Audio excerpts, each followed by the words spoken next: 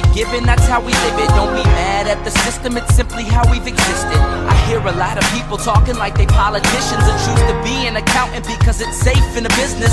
Not because they want to do it, just because they heard it pays. And who the fuck wants to be poor knowing that's how we've been raised? Society is getting heavy, I can feel the weight. The pressure of success is like 100 million pounds of shit. How's my audio level? Audio level is perfect. Okay, good. All right, guys, you ready, Gary? Yes. How you guys doing today? It's Anthony Gangi. Welcome to another episode of Tier Talk. Today, we're going to talk about a topic that hits home with many of us. We're going to be talking about stress. And we all know that working in corrections, prisons, jails, detention centers, it has a lot of stress. And I got a great guest on who's going to tell us about stress. He's the author of many good books, including one of my favorite, Art of the Con. We also have the Correctional Officer Practical Guide. He has a book about stress coming out in the very near future. He is my mentor. He is the person that pushed me forward and pretty much told me that I can accomplish whatever it is that I want to accomplish. And it's just been a life lesson for me. So I'm actually humbled to have on yet again the man, Gary Cornelius. Gary, what's up, man? How you doing? Thanks, Anthony. I don't know if I could follow up that introduction there. I mean, but yeah, we go back a ways. And when you wanted to start doing this as a corrections veteran, we talked about the need for you to get information out there about our field because a lot of people don't know what we do. And I'm glad to see that it's really been successful for you, and I could have a part in that. Well, you had a very big part in that. Today, we actually reached 14,000 subscribers on YouTube. So that's 14,000 correctional professionals from all departments. I mean, not just correctional officers, medical, programming. It's really something I'm proud of. But again, it's how to get that push. And Gary gave me the push I needed. Hey, Gary, before we go to the commercial break, I want to know if you can introduce yourself to our audience. Okay. My name is Gary Cornelius. I from originally Pittsburgh, Pennsylvania. Go Steelers. And I worked at the Fairfax County Office of the Sheriff in Fairfax, Virginia from 1978 to 2005. But my law enforcement career goes back to the early 70s. Where I was a uniformed, well, I started out as a police dispatcher and for Allegheny County Police in Pittsburgh. And then I went to Secret Service Uniform Division, Herndon Police, Virginia Police for a while. And then I got interested in local corrections. I had taken it in college, Edinburgh University of Pennsylvania. Give a shout out to my alma mater. I still do talks for them. And I got interested in jails and corrections, and so I got hired by the sheriff's office in 1978 and worked several different assignments, including what we used to call working floors, confinement and classification, community corrections, work release, planning and policy development, programs director for a number of years, and then I retired as classification director in 2005. I was glad to contribute to the field. I'm an adjunct faculty instructor at George Mason University, teaching corrections every so often. And as Anthony was so kindly mentioned, I have been able to write some books. Hopefully they've been helpful. And right now I'm finishing up with a great editor, Alice Heiserman. I have to mention Alice. And Beth Hall from Carolina Academic Press. I'm finishing up the third edition of my 2005 book, Stressed Out, Strategies for Living and Working in Corrections. It's going to come out probably early next year. We're going through the final read-through now, making sure everything's right in it and so forth. Don't have the cover yet. You asked for the cover. Don't have that yet. I thought you and I had talked about stress because it's stressful times for our profession. And I could come on and talk about some of the research, some of the things I've discovered to put into the third edition.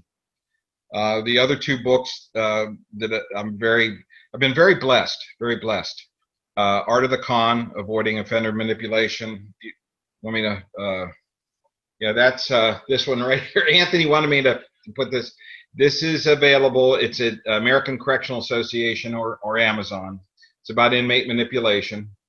And I'm in talks about doing a third edition of that. And the one Anthony was so kind to mention, Correctional Officer Practical Guide. This is all about being a correctional officer, inmate staff, manipulation, security, safety, and so forth, violence, everything we deal with. And that's at Carolina Academic Press, and it's also on Amazon. So thank you very much for letting me do that, Anthony. Of course. Gary, you've contributed a lot to this profession, and the books are really what helped me get a better understanding of the work I do. I still find myself referencing these books throughout my career. Again, and also what I like is that you're constantly learning and you're constantly updating the book. So that to me is just amazing because you've never left the profession. And right now, stress is heavy. COVID, mass release, just a lot of stuff going on in corrections right now. So I definitely think the timing of your book is very well needed. And it's not even just for correctional officer guys, it's for people in the corrections profession, because we're all dealing with that level of stress. Now, guys, if you haven't, the show Tear Talk to you, brave men and women that work in corrections. So please subscribe, interact, engage, comment, hit that bell. That bell is going to notify you every time I post a video. We're going to go to our sponsor, and when we come back, we're going to talk about stress. Stand by. I wanted to attend a university that had an intelligence program. I wanted to look at problems different. I wanted to increase my critical thinking abilities. AMU offered those avenues to expand. Obtaining your degree as an adult, you're actually paying yourself and investing in yourself. You can't put a dollar on it, it's priceless. It's something that can never be taken away from you. American Military University. Learn from the leader. Guys, inmate manipulation is a course that is highly needed. It's the process that's so slow moving and subtle that you don't realize it's happening. When inmates choose to manipulate, they manipulate our need to react. Situational awareness and insight is going to save your career. It's going to save you from doing foolish things. Listen to your gut. So the more insight we have, the more we can recognize what isn't so overt, and we can correct our behavior before we fall into a trap that we can't get out of. If you allow an inmate to pull you out of your prescribed role, you are opening up a door for a host of problems. Inmate manipulation, the psychology behind inmate manipulation. Available now. Link in description. All right, Gary, and we're back. Gary, this is a very tough topic when it comes to correctional officer stress or just working in corrections and getting the stress, because stress could lead to so many other concerns, especially with your mental health, but also your physical body. Now, this is your third edition. So what makes this third one a little bit more different than the first two? Well, I think the third edition, what I want to do is I want to be more blunt about what it's doing, stress is doing to the field. I got interested in stress management because I was a burnout case myself. And I had to do some things in my life to make some changes. And you know, people joke about getting older, and I know the last panel, it was a couple of guys were joking about me being the old man, but you know, when you get to a certain age and you've made it and you still feel relatively healthy after coming out of a correctional career, then you have to look at what did you do to keep that health up. And one of the things that you have to do is manage your stress. And people, I think the public, they have an idea of what we do, but they only see part of it. If you dig deeper, let's say a concerned citizens group or whatever, they want to know more about corrections, and they tour a jail or tour their local prison, because you know they are available, and they go in and see what we do. And in this age of COVID and civil unrest and race relations, it can be very, very stressful.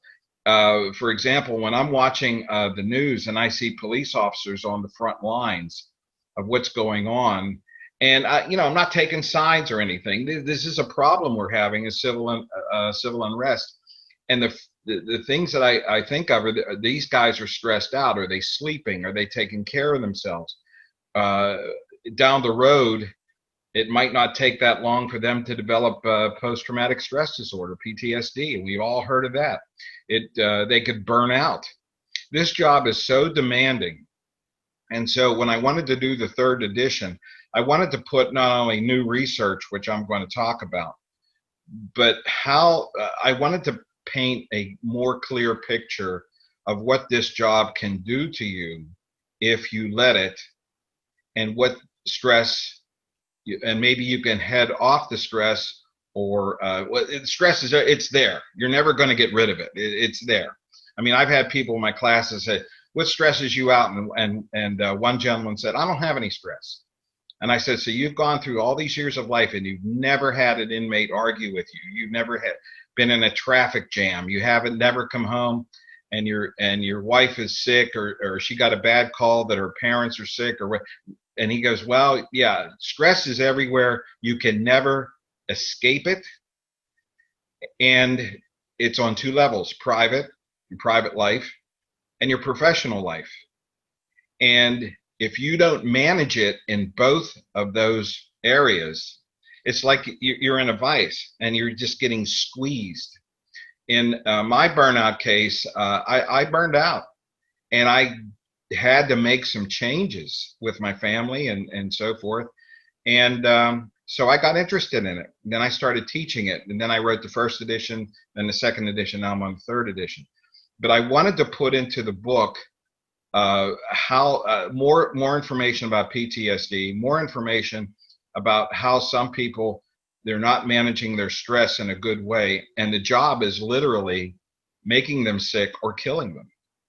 I mean, CO suicide, we talk about that every once in a while.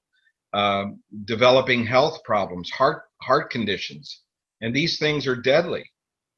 And I'm not saying you're going to get through a 30-year career without any stress, and I'm not saying that you're 100% healthy, but if you recognize the stress and what it does to you, and you can take really good concrete steps to help yourself, you're going to feel a lot better. You'll have a better career, and hopefully you live longer.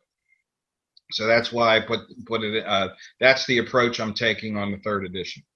Yeah. Now I read your books. Obviously, the books are very informative, but they're also written like they're textbooks, because I know that these are some of the books that even may go to college students to give them a better understanding of what it is that we go through. Okay. Actually, I've just been given a chance to teach at a college course, so I know I'm going to be recommending your practical guide, Correctional Officer Practical Guide. But when I see your books, I know they are heavily researched, and I'm wondering, how do you go about taking that journey? I mean, how do you start the research, and how do you know you're where you need to be as you go through it?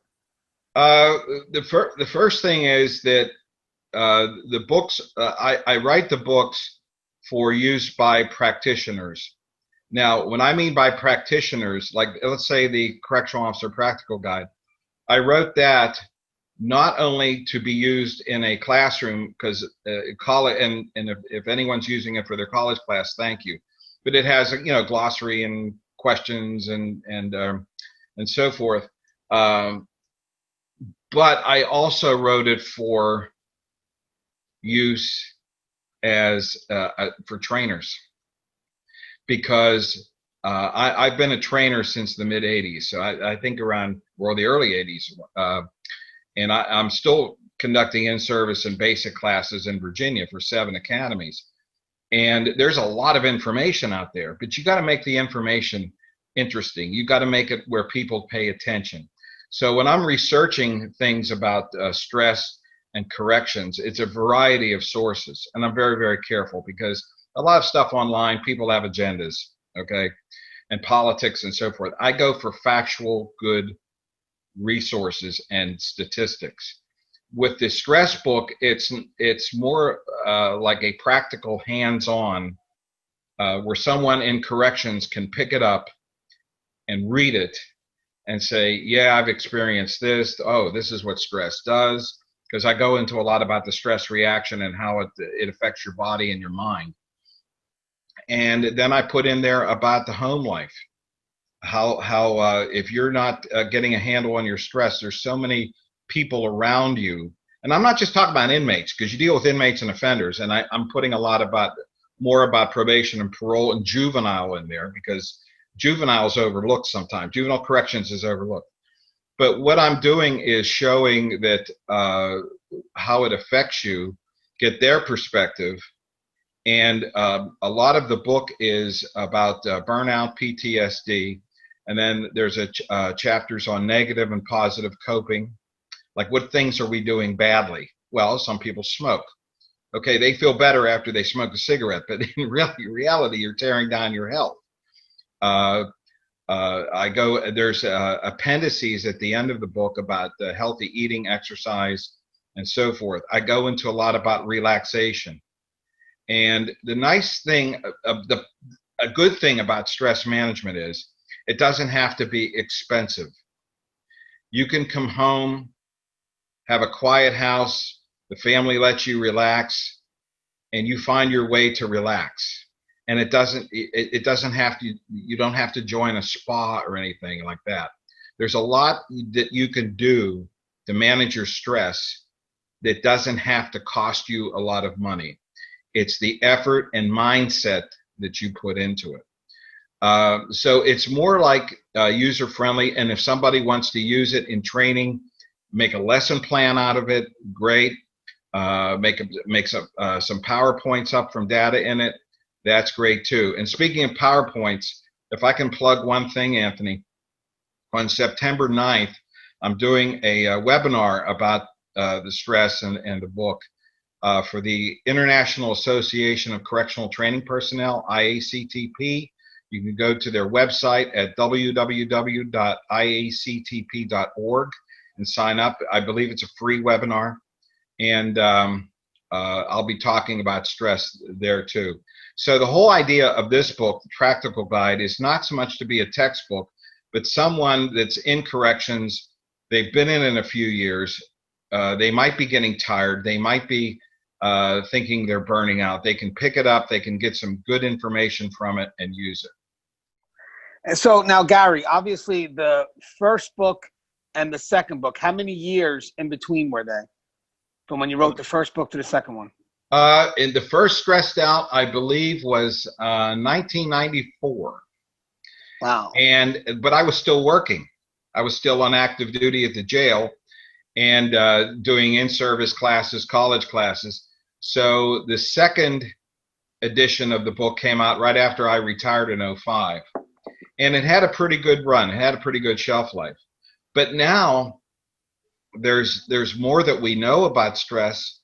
There's more that we know about PTSD, about burnout, about things that are not good for you, things you may be doing to tear down your health.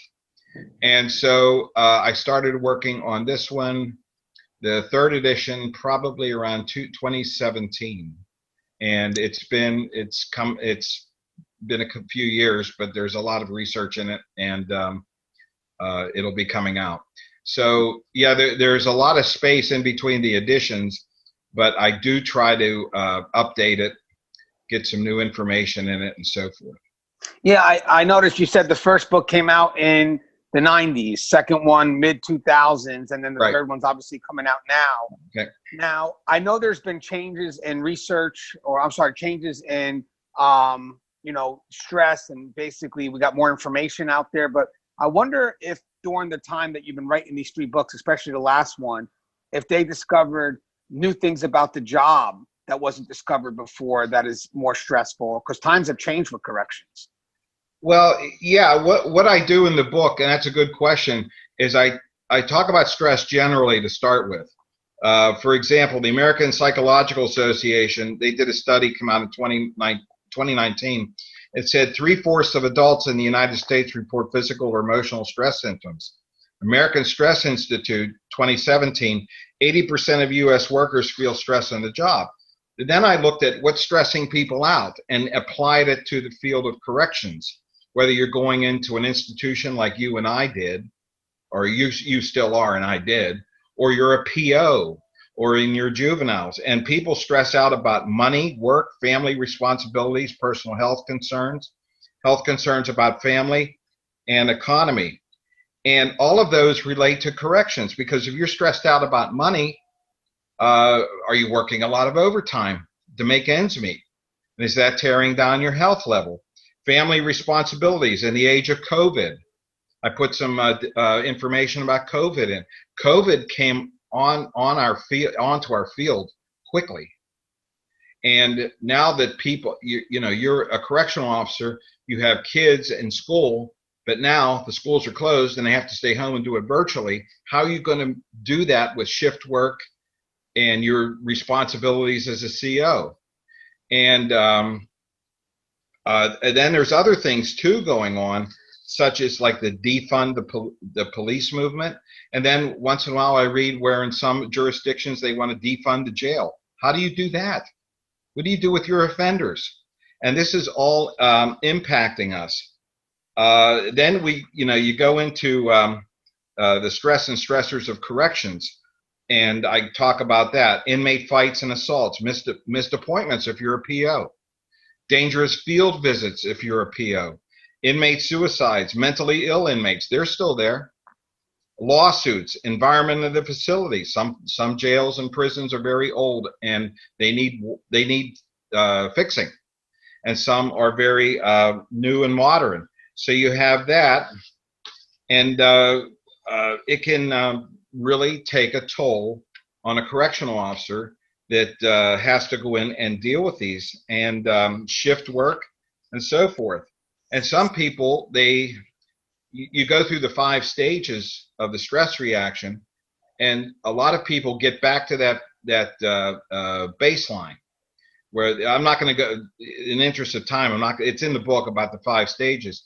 But the key thing about being hit with a stressful situation is getting back to that pre-stress state, the calm right before, the baseline.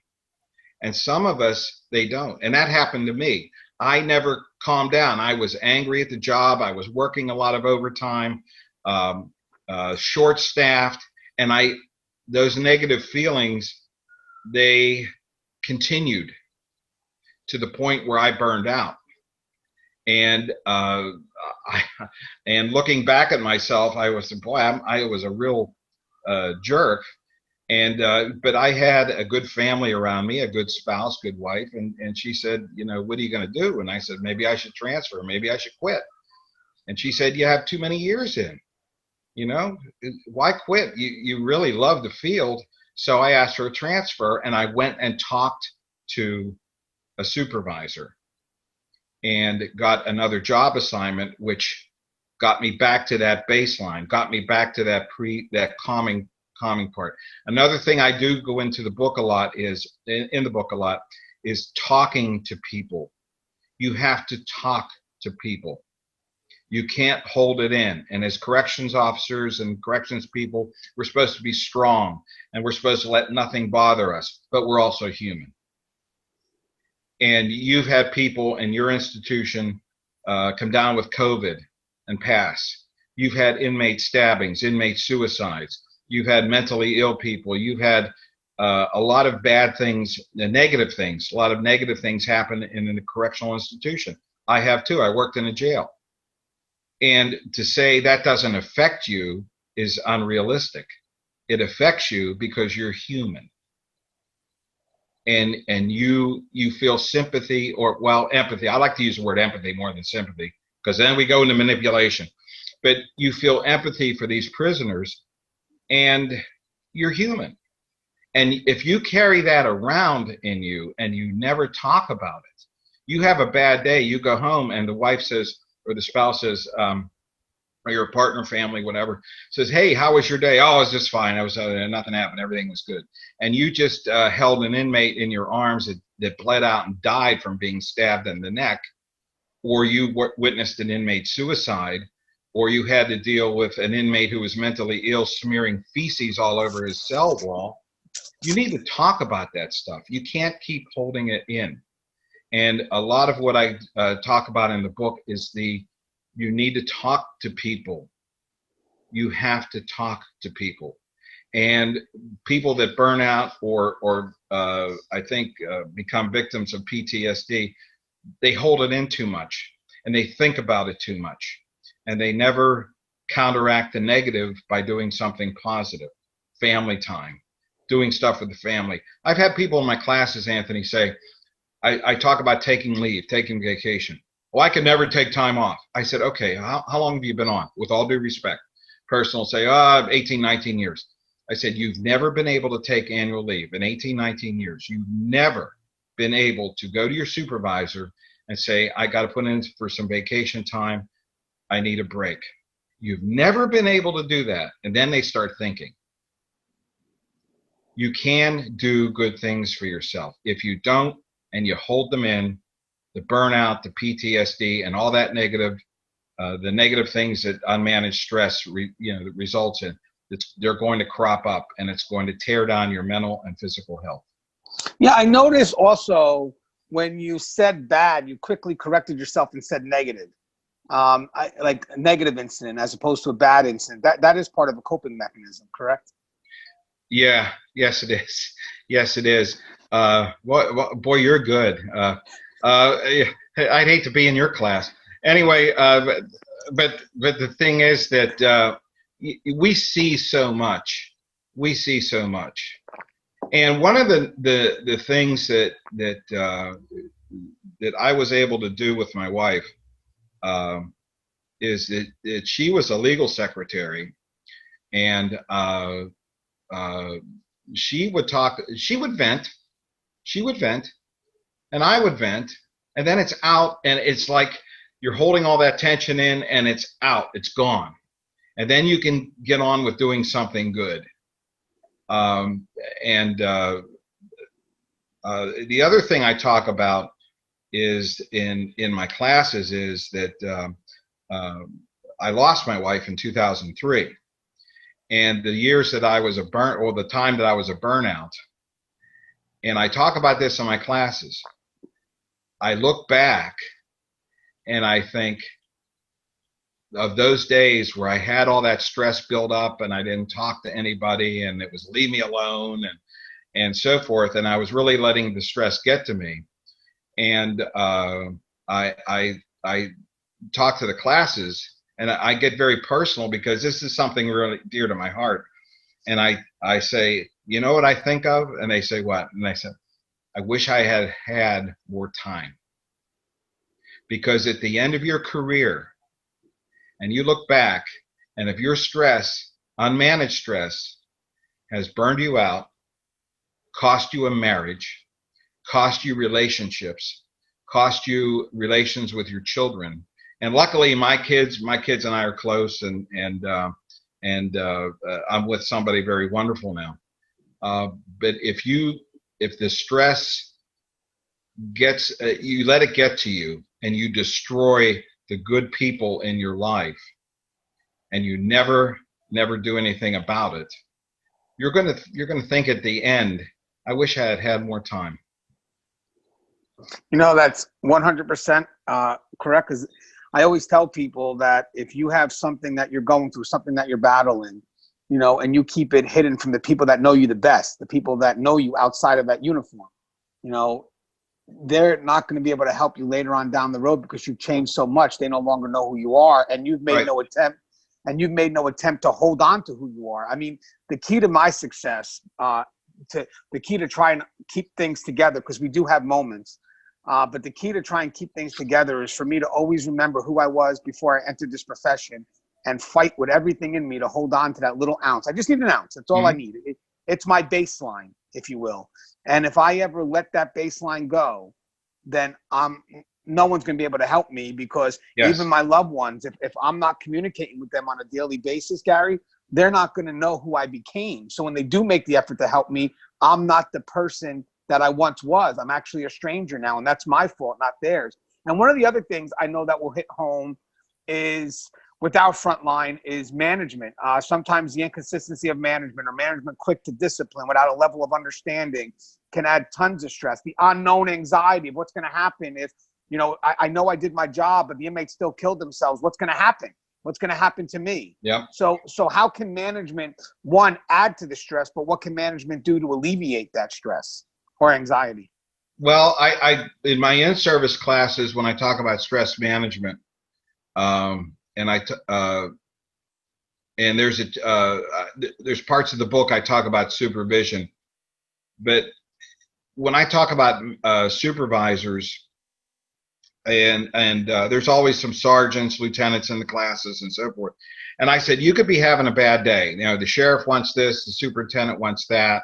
You have to write up a disciplinary report on a staff member and so forth. You're in your office, the phone's ringing off the hook. You got problems on the tour of duty. And I know, and I like to include the juvenile detention folks and the POs because they deal with criminals too.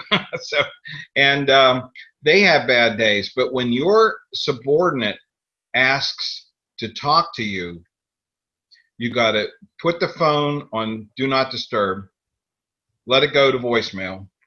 You got to put the cell phone away.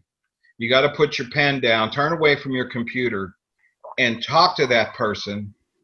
And they should walk away with, or they should have that impression that you are treating them like the most important person in the world at that particular moment.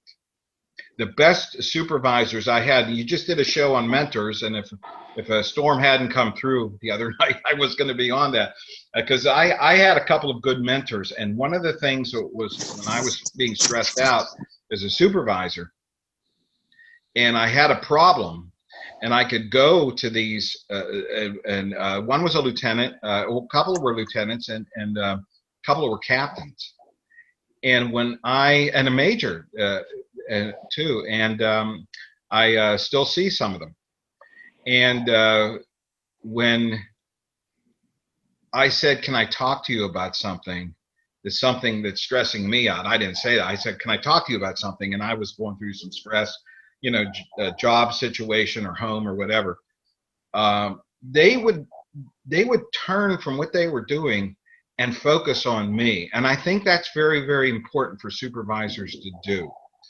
Also, get up and walk around. And I'm very much an advocate of MBWA, the old MB management by walking around. Ask these folks how they're doing on the floors. Talk to them. You having a rough day? Do you need a break? Can I get you some relief? And that is important. The other thing that's important for management and supervisors is, in my view, employee assistance programs. Because when I went through what I just mentioned a few minutes ago, my wife's passing, the department, they came out for me, and I'll never forget that, and I'll never be able to thank them enough. But one day I'd gone back to work, and it was I think it was my first or second day back after all this had happened, and I was just having a bad day. I forget, I even forget now what the problems were, but I was having a bad day. And one of the peer support deputies that we had just formed a peer support team, he came in and said, "Are you okay, Gary?" I said, "Oh, I mean, I'm this and that, and this is bothering me, and I don't know if maybe I came back too soon, and so forth." And he said, and he was getting off. He had worked a 12-hour day, and he said, "Let's go get some dinner." And we went to a restaurant, and we sat and talked for 3 hours. And I felt so much better. I felt relieved. I felt somebody cared. And I know my department cared. Don't get me wrong. But I felt like I was the most important person to him right there. And he didn't look at the watch. He didn't look at the clock. And we didn't break it up for the evening until he said, "Now, can you go home? You okay?" And I felt a lot better. Management has to do that. And they can never forget their roots. They can never forget where they came from. And one nice thing about Fairfax is that when you got promoted, you worked your way up from the floors. And I think that's important, that you never, as a supervisor, you never forget, because the stress that you went through working floors and whatever, booking or whatever assignments, they're still going through it. The people you're supervising, they're still going through it. And you can remember that. And it's a good idea to give them a break, do something nice for the staff. Employee assistance programs are good. Peer support's good. I 100% on this, Gary, because you know what's funny? As you start to move up, I believe that, yes, you do need people that have an understanding of what it's like to be on that front line and hold on to that just as much, because that is a piece of you, and as you tend to move up, you got to do whatever you can to not see the front line as numbers. They're individual lives that are connected. I wanted to just add something that you touched on that to me had a lot of value, is that I know you say department, but I really think it starts with one person on that management level who stands up and says, hey, we got to do something because it's right, because this is what this person went through. And then eventually other people start to see it. And I try to be that person all the time, because again, I remember myself going through it. But, and yes, hopefully you have a good amount of people at that table that cares, because maybe the funny thing is, if one person starts to say it, then other people are like, yeah, I was thinking of that too. And I was thinking of that too. But it really does take one person at that table to say something. And the next thing you know, they do what they can to help their staff. But you hit home with that, Gary. And a couple of other things, just real quick in the interest of time. I talk about in my classes, and I believe this is in the book too, because like I said, we're going through the final draft right now. It's 10 chapters and 3 appendices on healthy eating, relaxation, and so forth, positive coping. And I know in my classes, and I talk about the magic questions, and the trainee said, what do you mean the magic questions? I said, okay, let's say I'm Gary Cornelius, and you walk into, and people know me, know I have a sense of humor. I'm a very outgoing guy, and I have a sense of humor. But anyway, I'm sitting in the break room, and I'm not talking to anybody. I look like I haven't slept. I look tired. My uniform is disheveled. I'm letting my appearance go. And your gut, that gut, that part of you in corrections that we all rely on, says, hey, what's wrong with Gary over there? He's not himself. Well, you don't have to be a supervisor. You can be a colleague. You can be one or the other, and go up and ask the magic questions. And the magic questions are simply these. Are you okay? Is everything all right? Is there something you want to talk about? And that might be enough lifeline to throw to that person, to throw to me, and saying, yeah, I'll tell you, I came home last night, I was tired, and I'm just snapping at my kids, I'm angry, I don't know if I want to do this job anymore. And you get me talking. And maybe from there I go into EAP or peer counseling. But you get me talking. And I call them the magic questions. The magic questions. And the other thing I go into is that you have to ask yourself key questions. Do you like the way you're living your life? Do you like the way you're living your life? Are you coming home tired? Family doesn't want to do anything with you. Nobody wants to work with you. Do you want a happier life? And are you healthy mentally and physically? You got to ask yourself those things. I call it the mirror test. And you look in the mirror. Do you like what you see? Because we all want to retire, right? We all want to come out at 25, 30 years, however, and you want to enjoy life and be healthy. But if the stress gets to you all those years that you're on the job, you might die before your time. And Gary, that's a mirror most people will be afraid to look into, but they have to. Oh, it's not easy. It's not easy because in my burnout days, I had to look in that mirror. And that's how I got interested in stress management. And, I'm not a psychologist or anything. I'm just a guy working in jail. But I saw what stress did to people. I saw what it did to me.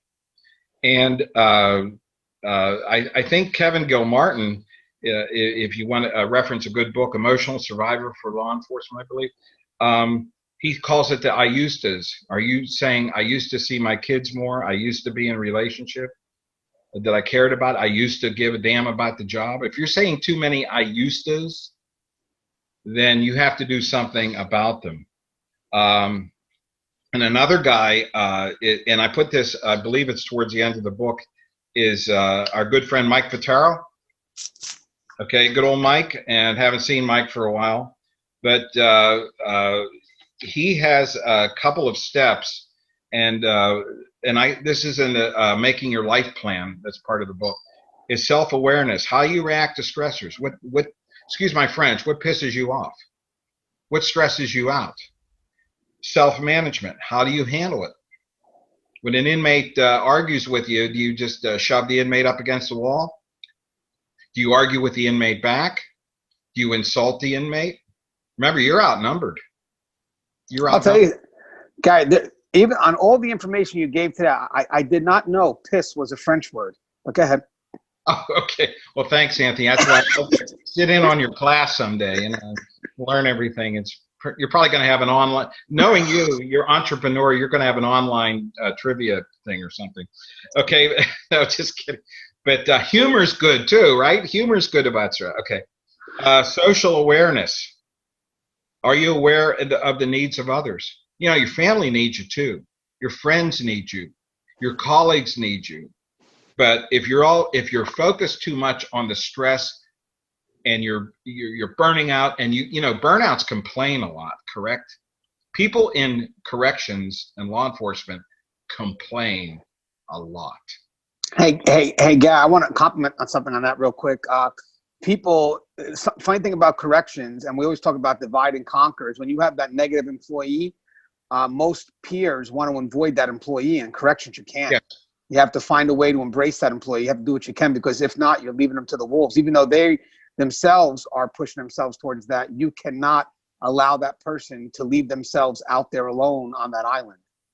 Yeah, that's true. And the inmates will focus in on that. The inmates, and I go in that in a manipulation class, the inmates will be your new best friend, But social awareness, needs of others. Your kids need you. Your family, the people that love you need you. The other thing Mike talks about, relationship management, influencing others. Be a role model. Be somebody looks up to. Communicate and not commiserate, because commiseration, we're griping and moaning and groaning, and you go into roll call, or you have the PO meeting or the juvenile detention meeting. Here comes Gary Griper again. Don't ask him how he is, because you're going to get an earful. And you put the thoughts in proper perspective. When you're at the jail, you think of the jail. When you're at home, think of home. Try to leave it. And what I talk about in my stress management classes that I do in Virginia, and if anybody's interested, give them my contact info. But I do the turnaround test. When I'm walking out to the parking lot, I turn around and look at the jail. And the inmates that made me mad, that pissed me off, that tried to get me riled up, they're still there. I'm going home. I can go home and have a beer. I can go home and enjoy the company of my loved ones. I can go have a nice steak dinner. I can watch whatever movie I want. They are still there. I won. Hey, Guy, let me ask a question. Sure. How many years did you have in your career before you retired? I know when did you start? I started January 3rd, 1978. I retired February 18th, 2005. So was that 27 years? 27 years and a little over. Yeah. So 27 years plus another 15, I'm counting that, and what you do for corrections, teaching at the academy, writing books. A lot of people like to badmouth this profession. I always try to say there's good here, guys. You just have to fight to find it. You have to have a good internal reason why and stay with it, because there's a lot of value in what we provide. But having 15 plus 27, that brings you to 42 years, if my math is correct. 42 years, if you think about that. What is it about this profession that you can't let go of? Well, I still tour jails, okay? And I still keep in touch with folks. And whenever I'm somewhere, I try to tour the local jail. I think it's the admiration that I have for people who get up in the morning and they don't go into Target to work a cash register. They don't go to a Toyota dealership to sell cars. They get up in the morning, or when they get up, shift work, they put on a uniform and they go inside a building where the people inside the building don't want to be there. And they try to circumvent them, get over on them. And some of the inmates and offenders hate them. And they're angry. And this is for probation, parole, and juvenile too, because some of the juvenile offenders are bad as the adults. And I know some good juvenile folks here in Virginia. And they get up and do that. It's like when people say, well, police, they run towards the danger. Corrections folks walk into that building or that PO office or that juvenile detention center every work day. And I thought when I retired and somebody said, well, you have a gift of writing and teaching. And I said, well, thank you very much. And so I just want to give back. Gary, what hits home to me is that you could, the way you research, obviously you have a system that works. I read all your books there. Believe it or not, they entertain just as much as they're informative. And the great thing about it is that you could have wrote a book about stress just in general and hit a bigger market, but you knew for a fact that we would probably walk right past it. But once you see a book about stress and corrections, that makes us stop. That makes us want to pick it up and read it. So right from the get-go, I know who your audience is, but it also says a lot of why you chose that audience. Yeah. How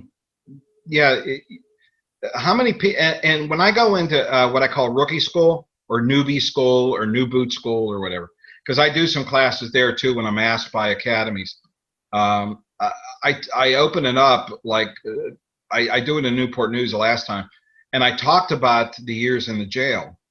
And I said, don't let anyone ever say to you that you're in a noble profession. Don't let anyone ever convince you otherwise. You are in a noble profession. You're going into a building that not everybody can go into. And one of the things about corrections too is, and you know this, that you can handle just about any type of person. Because all you have is your brain, your mouth. You don't carry a weapon. I mean, you might carry pepper spray and some other, but you carry a radio. But for the most part, it's what's up here coming out here. And you've developed skills on how to do that, how to make that work for you. And not everybody can do that. So I tell the rookies this too. We carry tools of de-escalation because technically that's what it is. Yeah. Hey, Gary, before we come to a close, I want to ask one more thing, and then we'll have your closing thoughts. And obviously, you are going to be sending me a book, and we'll have you back on the show again once the book gets released. Yeah, and I got another book I'm working on too. So I was thinking about, because the way your books break it down, maybe we can actually do a series and break down the chapters. Okay. Just briefly, enough to motivate people to check out this book. So this book is definitely needed. But I want to ask the question before we get into the closing.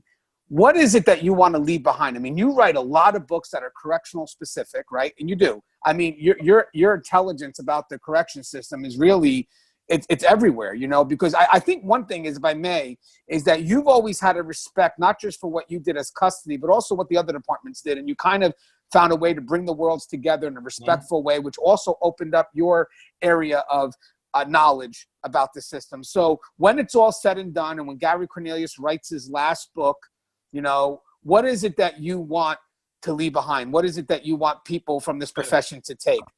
Well, that's ironic, because in my stress class, one of the last slides I put up is a coffin, because I said nobody gets out of this life alive. We don't live forever, and you want to leave a legacy. And when people file past your coffin, and somebody cracked a joke, probably somebody you knew said, how about an urn? And I said, yes, an urn. Okay, fine. And but I said, when they're filing past, and there's your picture, nice picture in a frame, there's the coffin or the urn, and they're filing past to give pay their respects, do you want them to say, that Gary Cornelius, boy, he was a real jerk? Or do you want them to say, he was a good guy, I learned a lot from him? And somebody came up to me at a conference, and I think it was after the first Stressed Out came out, and he said, you wrote Stressed Out. I'm going back years, but I said, yeah, I did. And he goes, that book really helped me. He said, thank you. And then one time I was doing a stress class, and an older lady came up, and she had been working at, I think as a nurse in one of the jails out in Virginia, west of here, for years. And she said, this is the first class I've ever been to where I could really talk about what's bothering me and I could do something about it. Comments like that, that's what keeps me going. You know, you write these books that are complex in nature because our job is very complex. Understanding ourselves is very complex.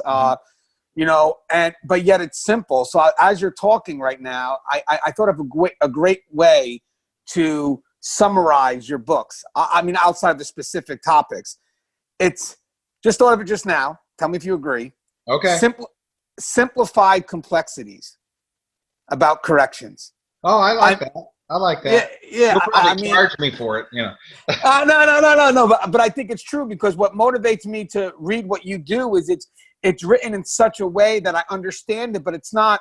It doesn't run away from the controversial or the complex world of what we live in. It embraces it, but it gives us answers. You know, a big thing about now, our stress and our anxiety is the unknown. You know, and when you read books, especially the books that you've put out there that give you some level of a solution, that brings about a little bit of closure for us, a little bit of a better understanding of what environment we're in and what we need to expect. And for the rookies that are entering this profession that do follow my channel, you know, it's good for you to read a book about what could happen years later so you can catch it at its root. So even if you're not going through it now, doesn't mean it can't happen. So pick up on it and recognize the signs. Hey, Gary, would you like to say anything in closing?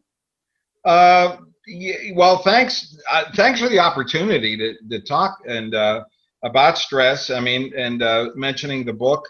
I'm in negotiations to do a third edition of Art of the Con. Also, maybe the end of this year, maybe right after the first of the year, Civic Research Institute will publish my book, the second edition of the 20-Minute Trainer. And that is a collection of about 30 articles for roll call and staff training on things like special populations, avoiding liability, stress management, and so forth. So I got a couple of irons in the fire, but I'm just not ready to put down the pen or this day and age, close the laptop just yet. So, but I appreciate always the opportunity to come on, Anthony. You're a good friend. And I have to say, you got to keep doing what you're doing, because when an old guy like me, you know, finally, you know, passes the torch, I want to pass it to you. I get emotional quick. Gary, one thing is, before I go into my closing, if someone wanted to contact you, how would they do that? How would they reach out to you? My email is ADJ, that's A Alpha, D David, J John, ADJ instructor at hotmail.com, ADJ instructor at hotmail.com. And my cell phone number is 571-233-0912, 571-233-0912. And if somebody's interested in me in coming and doing a class, I've done, not only in Virginia, I've done classes different places, and be glad to help you out if there's anything you need training wise. I had a guy in Michigan recently. He says, hey, I'm doing manipulation training, can you help me? And I sent him some information, and I get calls from people. Also, if you're on LinkedIn, go to LinkedIn. I'm on LinkedIn. If you go to Corrections One, I have a blog there called Talks About Training. Corrections.com. I have a blog, Tales from the Local Jail. It has all my information on it. And also Amazon. I have an author's page on Amazon with the books. Right, and that's where most of your books can be found, correct, on Amazon? Yeah, either the publisher, like American Correctional Association, or the con. Carolina Academic Press is a very, very good publisher. Hats off to Beth Hall down there. And you could go on their website. That has a Kindle version, or you can get a print book, or go to Amazon. But Carolina Academic Press has a lot of good stuff on their website. You know, Gary, by the way, thank you for coming on. Sure. Can't wait to post this up. I just want to say something in closing. When I first called you, it was like mid to late 2000s. I want to say about 2008 maybe. And I really wanted to. We were in an out west trip. We were in the middle of, I think, South Dakota. And you called up and you said, "Hi, I'm Anthony from Jersey." So, yeah, Jersey. Yeah, that's right. And, you know, I was completely shocked that you took my phone call because I had read your books. Your Art of the Con was one of the books that was pretty much, it is the main book that's behind my manipulation course. And what I thought was, what I wanted to do was my first give back to the profession. I mean, I used to be involved in gangs. That's what I did. I wanted to, you know, be part of that gang prevention things. But eventually, as I started to move up, inmate manipulation to me was a bigger concern. And I still stay interested in that, obviously. I'm always looking to understand more about how the game works. I even got my degree in psychology, but your book was a foundation for that. And it was like when you picked up the phone and I was able to connect with you, it was like connecting with a hero. It was like, I can't believe this person just took the time to pick up my phone call and literally be on the phone with me for about an hour as I fucking ramble, but you listened and I felt that I was heard. And even as I do this stuff now, the big part about what we do is to stay connected.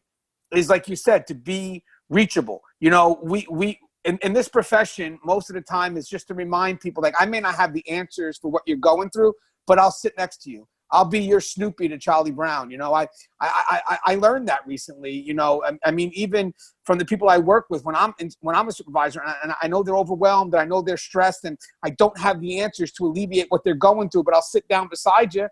I'll help you. Yeah. You know, but I wish I could tell you everything will be okay, and you just have kind of been there through that journey, you know, and you're constantly writing books. And I think the funny thing is, and I think this is just in general, but corrections, prisons, jails, whatever the case may be, we're going through a lot of stress. Yes, and you have literally sat by the side of this profession the whole way through. And I think that says something truly amazing about who you are and how much you care about the individuals. Because if people could actually see, you know, just, I know you.